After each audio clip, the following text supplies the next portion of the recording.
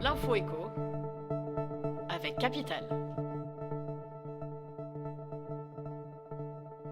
On commence par un coup de gueule. Alors que les différentes commissions de l'Assemblée nationale se penchent cette semaine sur le projet de loi de finances pour 2023, plusieurs partis d'opposition s'insurgent contre le manque d'ambition du gouvernement en matière de rénovation énergétique des logements. Ce dernier a certes augmenté de plusieurs centaines de millions d'euros le budget de MaPrimeRénov', la principale subvention aux travaux d'économie d'énergie. Hélas, cette mesure ne devrait permettre de réhabiliter que quelques milliers de logements supplémentaires tout au plus. Un effort certes, mais qui semble encore insuffisant au regard des objectifs que l'exécutif s'est lui-même fixés.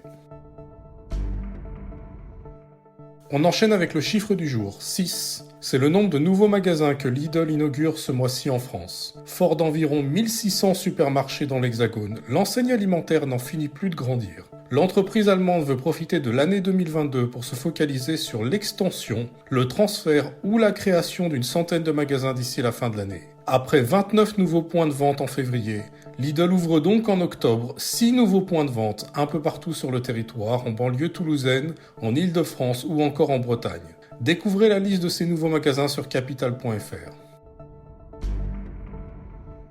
La définition du jour ensuite, celle de l'accessibilité potentielle localisée. Derrière ce nom barbare se cache un indicateur très important pour identifier les déserts médicaux. Celui-ci estime le rapport qui existe entre l'offre et la demande de soins dans une ville, en mesurant à la fois la proximité et la disponibilité des soignants. Selon cet indice, en 2019, les inégalités territoriales se sont par exemple accrues en matière d'accès aux kinés et aux médecins généralistes, et légèrement améliorées pour consulter un infirmier ou une sage-femme. Mais tous les Français sont encore loin d'être logés à la même enseigne. Détails chiffrés et cartes à découvrir sur notre site. On termine avec le débat qui oppose les partenaires sociaux à l'URSSAF. Le sujet en jeu, le recouvrement des cotisations de la retraite complémentaire Agirc-Arrco. Il doit revenir aux URSSAF à partir du 1er janvier pour les entreprises de plus de 250 salariés et doit être généralisé au 1er janvier 2024. Mais les syndicats et le patronat jugent cette mesure prématurée. Le mode de fonctionnement n'étant pas le même entre l'Agirc-Arrco et l'URSSAF, ils craignent de nombreuses erreurs, pénalisant les salariés du privé dans le calcul de leur droit à la retraite. Mais pour l'URSSAF, toutes les garanties de sécurité sont là. Il n'y a donc pas de crainte à avoir.